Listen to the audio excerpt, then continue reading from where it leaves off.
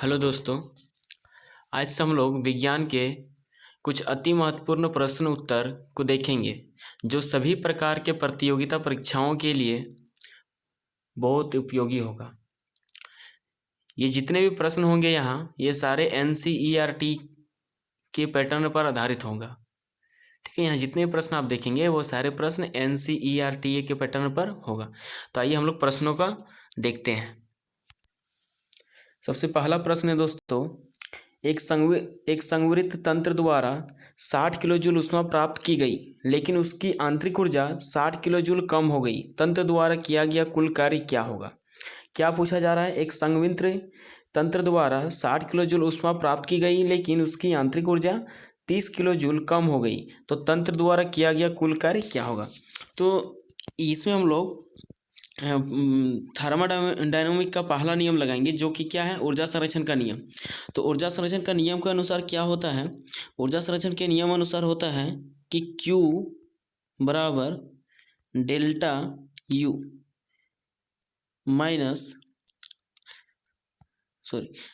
Plus delta U plus W। क्या होता है?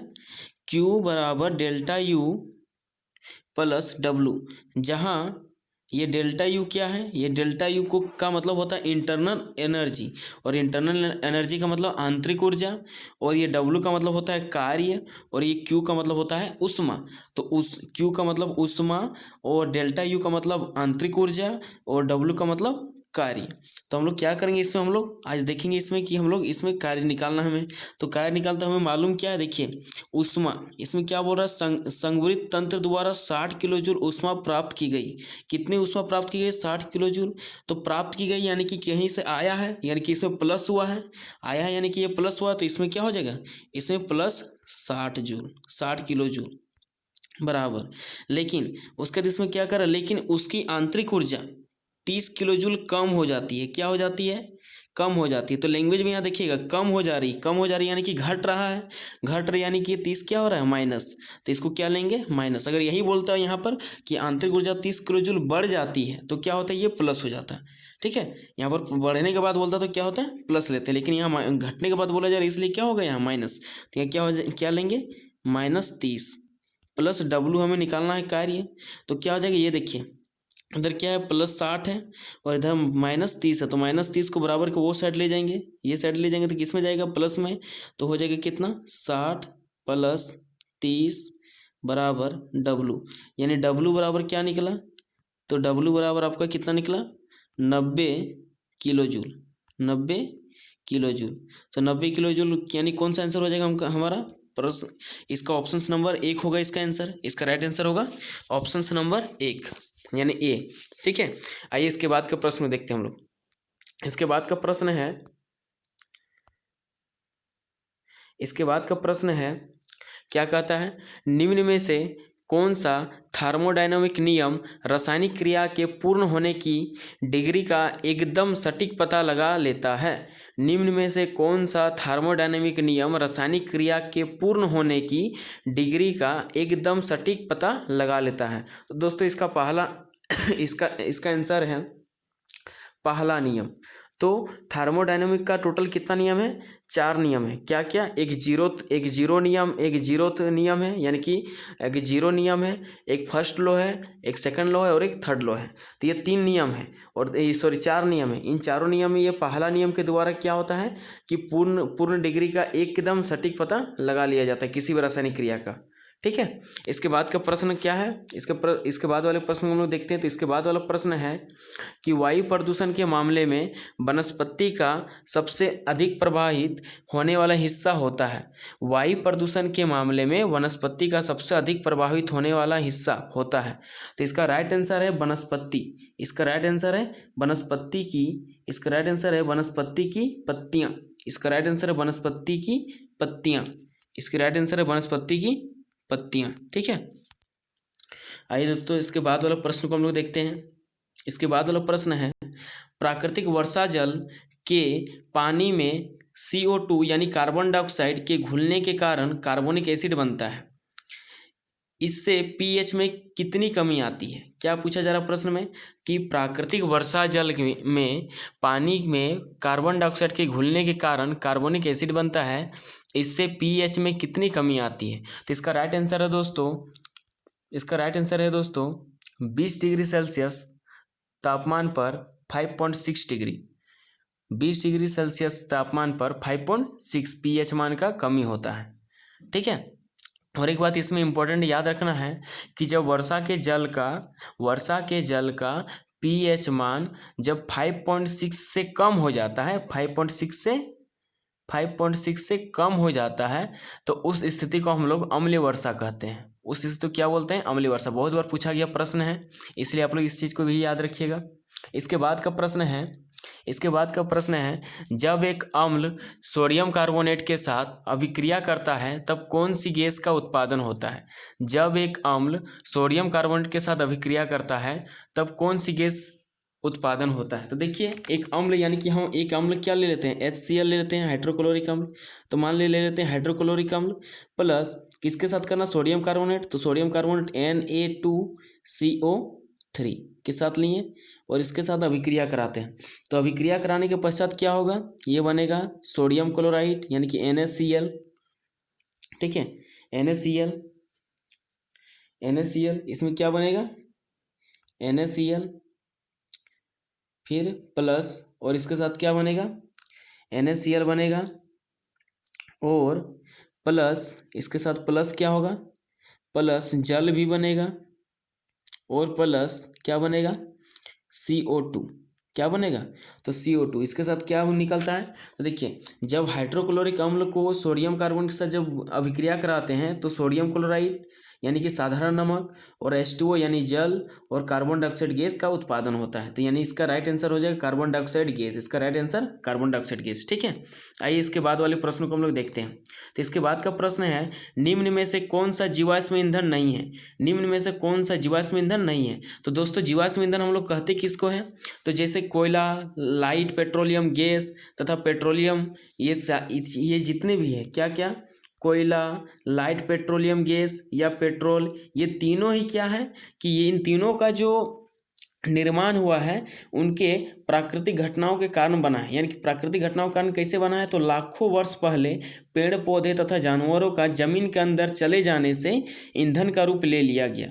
ठीक है, ईंधन का रूप ले लिया गया, जिससे क्या बना, कोयला, पेट्रोलियम गैस चाहे पेट्रोल जो भी बोलिए, ये सब क्या है, सब हमारा मतलब जीवाश्म ईंधन यानी प्राकृतिक रूप से ये बना है। लेकिन बायोडीजल जो है ये हमारा क्या है, मानव निर्मित, ये हमारा क्या है, मानव निर्मित है, यानी कि मानव निर्मित ईंधन है। तो मानव निर्मित ईंधन है, इसलिए हमारा ये राइट आंसर क्या हो जाएगा इसमें इस प्रश्न पूछा ही गया है कि निम्न में से कौन सा जीवाश्म ईंधन नहीं है। तो ये तीनों तो जीवाश्म ईंधन है, तो जीवाश्म ईंधन कौन नहीं है, तो बायोडीजल। ठीक है, इसके बाद के प्रश्न को देखिए। इसके बाद का प्रश्न है लाल रक्त कण का निर्माण कहाँ होता है। लाल रक्त कण का निर्माण कहाँ होता है, तो इसका राइट आंसर है बोन मैरो। बोन मैरो को हिंदी में बोलते हैं हम लोग अस्थि माजा। तो इसको क्या बोलते हैं, अस्थि माजा में होता है। लाल रक्त कण का निर्माण कहाँ होता है, अस्थि माजा। ठीक है, इसके बाद का प्रश्न देखते हैं दोस्तों। इसके बाद का प्रश्न है मानव मस्तिष्क का इनमें से कौन सा भाग निगलने तथा उल्टी करने का नियमन केंद्र है।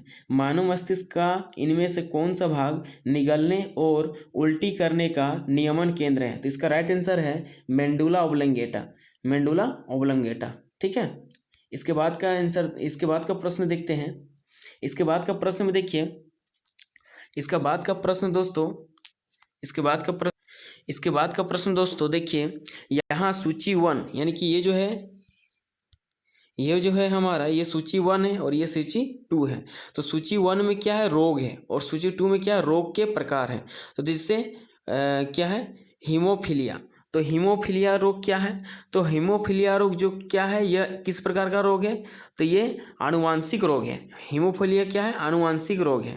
और मधुमेह क्या है, तो मधुमेह क्या है हमारा, मधुमेह जो है ये हम लोग जानते हैं, मधुमेह जो है इंसुलिन के कमी से होता है मधुमेह। तो इंसुलिन क्या हमारा हार्मोन है, तो यानी कि ये हार्मोनल विकार है, यानी हार्मोनल प्रकार का ये बीमारी है। तो हार्मोन की कमी से होने वाली बीमारी है। उसका क्या है, रिकेट्स। तो रिकेट्स क्या हमारा, तो रिकेट्स हमारा विटामिन डी के कमी से होता है। तो विटामिन डी के कमी से यानी कि ये विटामिन की कमी से होता है। तो विटामिन की कमी से यानी ये क्या है, डेफिशिएंसी रोग है। इसको क्या कहेंगे, डिफिशिएंसी रोग। उसके बाद क्या है दाद, तो दाद क्या है, दाद हमारा फंगस संक्रमण है, ये क्या है फंगस संक्रमण, यानी कि यह फंगस संक्रमण रोग है एक तरह से, ठीक है।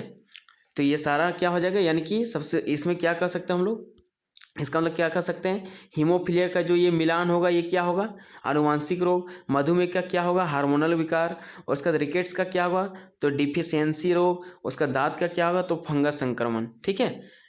यही इसका राइट आंसर होगा। अब इसके बाद के प्रश्न देखते हैं दोस्तों हम लोग। तो इसके बाद का प्रश्न है, निम्न में से कौन सी गैस का विसरण की दर उच्चतम होती है। निम्न में से कौन सी गैस का दर उच्चतम होता है, निम्न में से कौन सी गैस का दर उच्चतम होती है, निम्न में से कौन। तो इसका राइट आंसर है दोस्तों NH3। इसका राइट आंसर है NH3, यानी कि अमोनिया। NH3 का मतलब क्या होता है, अमोनिया। तो अमोनिया का विसरण दर क्या है, उच्चतम होता है, ठीक है। इसके बाद का देखते हैं। इसके बाद का प्रश्न है, इनमें से कौन सा एक सशक्त इलेक्ट्रोलाइट है, इलेक्ट्रोलाइट नहीं है। इनमें से कौन सा एक सशक्त इलेक्ट्रोलाइट नहीं है, तो इनमें से कौन सा एक सशक्त इलेक्ट्रोलाइट नहीं है। तो इसका राइट आंसर है दोस्तों NH4OH। NH4OH यानी NH4OH का मतलब क्या होता है, तो अमोनियम हाइड्रोक्साइड। इसको क्या बोलते हैं, अमोनियम हाइड्रोक्साइड। देखिए NH3 का मतलब होता है अमोनिया, लेकिन NH4 का मतलब होता है अमोनियम, तो अमोनियम हाइड्रोक्साइड, यानी कि इसका राइट आंसर अमोनियम हाइड्रोक्साइड है, ठीक है। यानी कि ये क्या हमारा एक सशक्त इलेक्ट्रोलाइट नहीं है, सशक्त यानी शक्तिशाली इलेक्ट्रोलाइट नहीं है। इसके बाद के प्रश्न देखते हैं। इसके बाद का प्रश्न है, इनमें से कौन सा एक क्लोराइड नहीं है, इनमें से कौन सा एक क्लोराइड नहीं है। तो इसका राइट आंसर है क्लोरोफिल। इसका राइट आंसर है क्लोरोफिल। इसका राइट आंसर है क्लोरोफिल। इसके बाद का प्रश्न है दोस्तों, वे पौधे जिनमें पौधे के विभिन्न भाग उपस्थित नहीं होते हैं। वे पौधे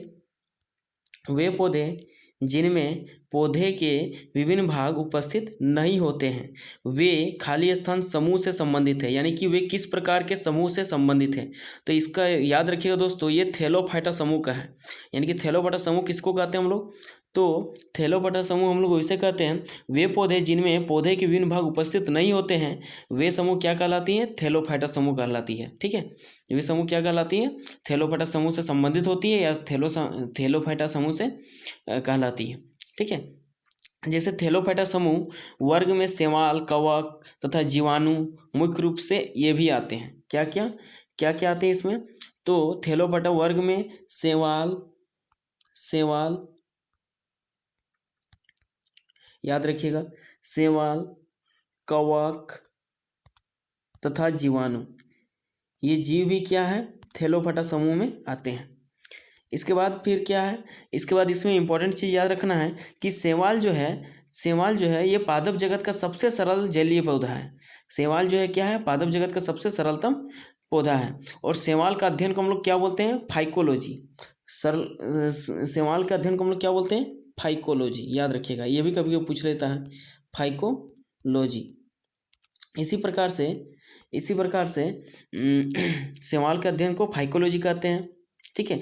और बर्फ पर उगने वाला शैवाल को क्रिप्टोफाइट्स कहा जाता है। बर्फ पर उगने वाले को क्रिप्टोफाइट्स कहा जाता है। एवं चट्टानों पर उगने वाले शैवालों को लिथोफाइट्स कहा जाता है। लिथोफाइट्स कहा जाता है किसको, चट्टानों पर, लिथोफाइट्स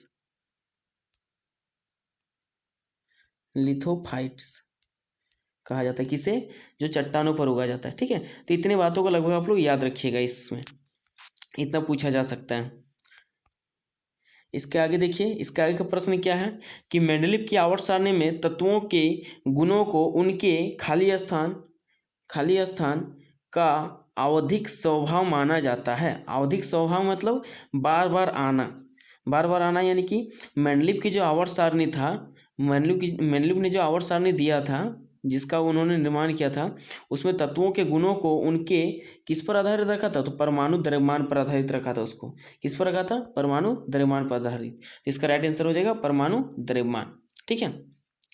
या इसमें याद रखने में, आवर्त सारणी से याद रखने वाली जो एक बात है आपका ये है कि जो मेंडलीव था वह एक क्या था, रूसी वैज्ञानिक था, यानी कि वह रूस के रहने वाले थे। वो वैज्ञानिक कहाँ के थे, रूस के। मेंडलीव जो था वो कहाँ के वैज्ञानिक थे, रूस के रसायन शास्त्री थे, ठीक है। और इसके बाद इसी पर आधारित यानी कि जो मेंडलीफ ने आवर्त सारणी जब रेडी किया तो इसी के आधार पर जो मोजले नामक जो वैज्ञानिक था उन्होंने क्या किया, इन्हीं के मेंडलीफ की जो आवर्त सारणी था उन्हीं पर क्या किया, सिर्फ उन स्थानों को परमाणु द्रव्यमान के आधार पर ना रख करके परमाणु संख्या पर आधारित इन्होंने आवर्त सारणी बनाया। और ये आवर्त सारणी इन्होंने सन 1913 ईस्वी में बना करके रेडी किया। सन 1913 ईस्वी में इन्होंने बना करके रेडी किया। ठीक है, इसके बाद का प्रश्न देखते हैं हम लोग, क्या बोला जा रहा है। जब एक परिपथ में कई प्रतिरोधकों श्रृंखला में जुड़े होते हैं तो करंट का मान क्या होता है। क्या पूछा जा रहा है, जब एक परिपथ में कई प्रतिरोध श्रृंखला में जुड़े हुए होते हैं तो करंट का मान, श्रृंखला का मतलब क्या होता है, श्रेणी क्रम। दो प्रकार का क्रम होता है, एक श्रेणी क्रम यानी कि सीरीज कनेक्शन और एक पैरेलल कनेक्शन। तो सीरीज कनेक्शन को हम लोग बोलते हैं श्रेणी क्रम और पैरेलल को बोलते हैं समांतर क्रम या पार्श्व क्रम। ठीक है, तो इसमें क्या बोला जा रहा है कि श्रेणी क्रम में जितने भी प्रतिरोध है सबको श्रेणी क्रम में जोड़ा गया है। तो हमेशा हम लोग इस चीज़ को याद रखिएगा कि श्रेणी क्रम में जितने भी प्रतिरोध को जोड़ा जाता है सभी प्रतिरोध पर क्या है, एक समान विद्युत धारा प्रवाहित होती है, किसी में भी क्या होता है, कम या अधिक नहीं जाता है। तो इसमें क्या आंसर होगा इसका, इसमें हो जाएगा एक ही रहता है, यानी करंट का मान क्या होता है, सब में एक ही रहता है। ठीक है, इसके बाद का प्रश्न हम लोग देखते हैं। इसके बाद का प्रश्न क्या है, तो इसके बाद का प्रश्न है 4 kg भार की एक वस्तु क्षैतिज दिशा में 5 मीटर पर सेकंड की गति से बढ़ रही है। यानी कि देखिए इसमें क्या बोला जा रहा है, 4 kg भार यानी 4 kg भार यानी m दिया गया है। ठीक है, भार की वस्तु क्षैतिज दिशा में 5 मीटर पर सेकंड की गति से बढ़ रही है। इसकी गति 10 मीटर पर सेकंड तक बढ़ने के लिए इस पर किया गया कार्य कितना होगा। तो देखिए इसमें क्या है, वस्तु का m मालूम है, तो हमेशा याद रखना है जब m मालूम रहेगा और प्रारंभिक वेग और अंतिम वेग जब इतना चीज़ हमें मालूम रहेगा तो हमें क्या होता है, तो टोटल वर्क बराबर यानी टोटल कार्य बराबर क्या होता है, तो टोटल कार्य बराबर हो जाता है 1/2 m v माइनस u का whole square, m v minus u का होल स्क्वायर। ठीक है, v माइनस u का होल स्क्वायर।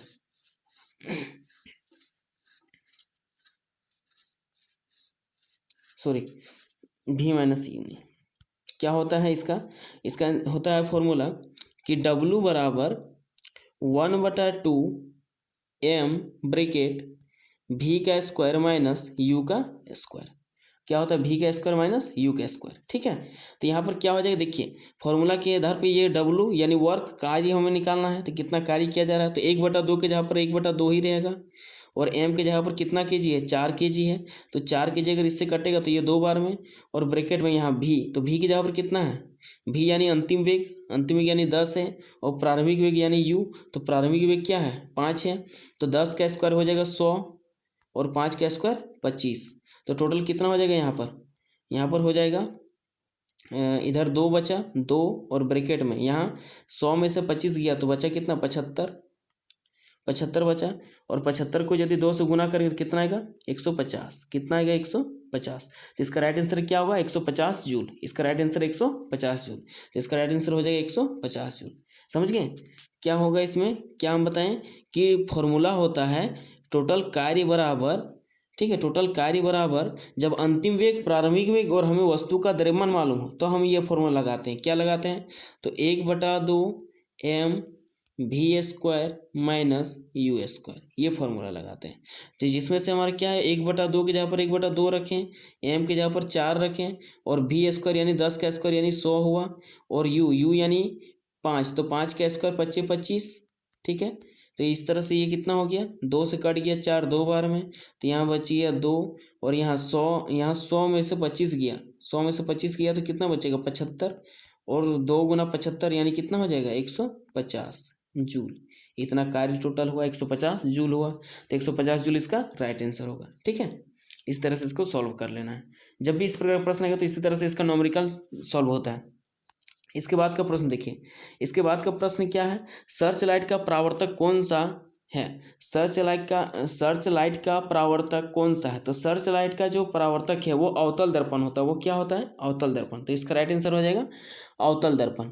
ठीक है, इसी प्रकार से अवतल दर्पण के और ढेर सारे उपयोग हैं, जैसे कि अवतल दर्पण का उपयोग हम लोग क्या बोलते हैं, हेडलाइट में, गाड़ियों के हेडलाइट में करते हैं, चाहे दाढ़ी बनाने यानी हजामत करने में करते हैं। ठीक है, या फिर आँख, नाक, कान के डॉक्टर द्वारा उपयोग में किया जाता है। फिर सोलर भट्टियों में भी इसका उपयोग किया जाता है।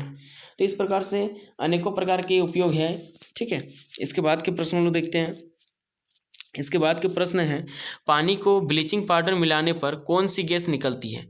पानी को ब्लीचिंग पाउडर मिलाने पर कौन सी गैस निकलती है? तो इसका राइट आंसर है क्लोरीन। इसका राइट आंसर है क्लोरीन गैस। इसका राइट आंसर है क्या? Chlorine gas. यानी कौन सी गैस निकलती है? क्लोरीन गैस निकलती है। ठीक है, जब पानी को ब्लीचिंग पाउडर को के साथ मिलाते हैं तो क्या होती है? क्लोरीन गैस निकलती है। ठीक है, इसके बाद का प्रश्न देखते हैं हम लोग। इसके बाद का प्रश्न क्या है? तो इसके बाद का प्रश्न है, सौर प्रणाली का आविष्कार किसने किया था? सौर प्रणाली का आविष्कार किसने किया था? तो इसका राइट आंसर है दोस्तों कोपरनिकस। इसका राइट आंसर है कोपरनिकस। ठीक है, इसके बाद का प्रश्न देखते हैं, चमगादड़ों में खाली स्थान पाया जाता है। तो चमगादड़ों में क्या पाया जाता है? चमगादड़ों में जो पाया जाता है वो पराशर्य ध्वनि तंत्र पाया जाता है। क्या पाया जाता है? पराशर्य ध्वनि तंत्र, यानी कि पहला पराशर्य ध्वनि तंत्र पाया जाता है। यानी कि यह 20,000 हर्ट्ज से ऊपर की तरंगों को भी ये क्या कहा जाता है? ये तरंगों को भी ये सुन सकता है। यानी कि पराशर्य ध्वनि किसको कहते हैं? तो 20,000 हर्ट्ज से जो ऊपर की जो तरंगे होती है उसे हम लोग क्या बोलते हैं? पराशर्य ध्वनि। ठीक है, इसके बाद के प्रश्न देखते हैं हम लोग। तो इसके बाद का प्रश्न क्या है? इसके बाद का प्रश्न आइए हम लोग देखते हैं। इसके बाद का प्रश्न है, शुष्क सेल का एनोड किससे बना होता है? शुष्क सेल का एनोड किससे बना होता है? तो ये किसका बना होता है? तो ये ग्रेफाइट का बना होता है। ये किसका बना होता है? ग्रेफाइट का। इसके बाद के प्रश्न देखते हैं दोस्तों। तो नाभिकीय रिएक्टर में इनमें से कौन सा ईंधन का काम करता है? नाभिकीय रिएक्टर में इनमें से कौन सा ईंधन के रूप में कार्य करता है? तो इसका राइट आंसर है यूरेनियम। इसका राइट आंसर है यूरेनियम। ठीक है, नाभिकीय विखंडन क्या है? यह नाभिकीय रिएक्टर जो है ये क्या करता है? तो वह जब नाभिकीय विखंडन जो होता है, ठीक है, नाभिकीय विखंडन यानी नाभिकीय विखंडन का मतलब होता है कि वह प्रक्रिया जिसमें एक भारी नाभिक 2 भागों में टूटता है उसको क्या बोलते हैं? नाभिकीय विखंडन। और नाभिकीय विखंडन की जो ये क्रिया है उसमें क्या करता है? यह रिएक्टर क्या करता है? नाभिकीय रिएक्टर क्या करता है? इसमें इसको स्लोली करता है, यानी कि इसका कार्य को धीमा करता है, यानी कंट्रोल करता है। एक तरह से हम कह सकते हैं उसमें क्या करता है? कंट्रोल करता है।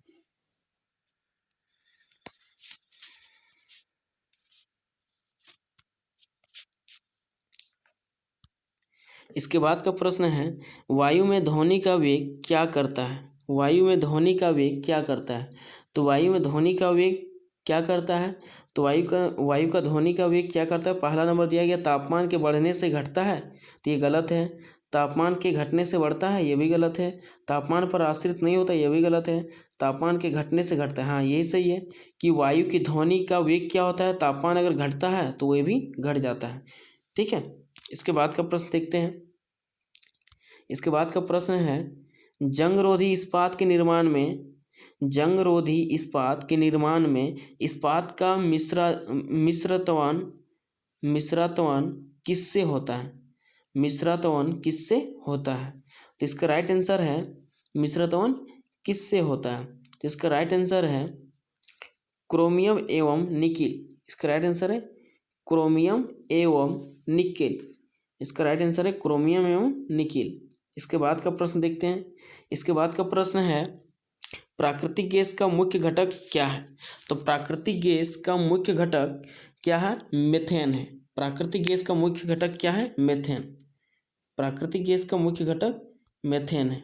ठीक है, इसके बाद के प्रश्न देखते हैं हम लोग। इसके बाद का प्रश्न है, वल्कनीकरण प्रक्रिया के दौरान निम्न में से किस पदार्थ के मिलाने से रबड़ को कठोर बनाया जा सकता है? वल्कनीकरण प्रक्रिया के दौरान निम्न में से किस पदार्थ के मिलाने से रबड़ को कठोर बनाया जा सकता है? तो इसका राइट आंसर है सल्फर। इसका राइट आंसर है सल्फर। इसका राइट आंसर है सल्फर। इसके बाद के प्रश्न देखते हैं हम लोग। इसके बाद का प्रश्न है, एक सामान्य व्यक्ति में प्रति मिनट के हिसाब से हृदय स्पंदन का दर कितना औसत होना चाहिए? एक सामान्य व्यक्ति में प्रति मिनट के हिसाब से हृदय स्पंदन का दर कितना औसत होना चाहिए? तो इसका राइट आंसर है दोस्तों 72 बार यह होना चाहिए। इसके बाद का प्रश्न है, मनुष्य के शरीर में लौह की कमी का क्या परिणाम हो सकता है? मनुष्य के शरीर में लौह की कमी का क्या परिणाम हो सकता है? तो इसका राइट आंसर है अरक्तता।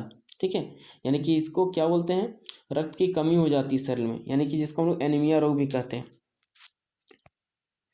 उसके बाद क्या है, मधुमेह के रोगियों को मधुरण कारक के रूप में दिए जाने वाले एक उत्पादक का नाम एक पार्टम है, एस्पार्टम है।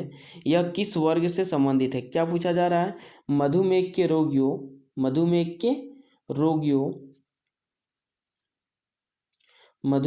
रोगियों को मधुरण कारक के रूप में एस्पार्टम का प्रयोग करते हैं, जो कि क्या है, यह एक एलोलाइटस वर्ग से संबंधित है। यह क्या है? एलोलाइटस वर्ग से संबंधित है, यानी इसका राइट आंसर है एलोलाइटस, यानी क्या हो जाएगा, ये डी। ठीक है, इसके बाद का प्रश्न क्या है? इसके बाद का प्रश्न और आज का लास्ट प्रश्न है, मानव में तापमान का नियंत्रण कौन सी ग्रंथि करती है? मानव में तापमान का नियंत्रण कौन सी ग्रंथि करती है? तो इसका राइट आंसर है हाइपोथैलेमस ग्रंथि। इसका राइट आंसर है हाइपोथैलेमस ग्रंथि। ठीक है, तो थैंक यू दोस्त, आज इतना ही। फिर हम लोग देखेंगे इसके आगे और कुछ इंपॉर्टेंट प्रश्नों को।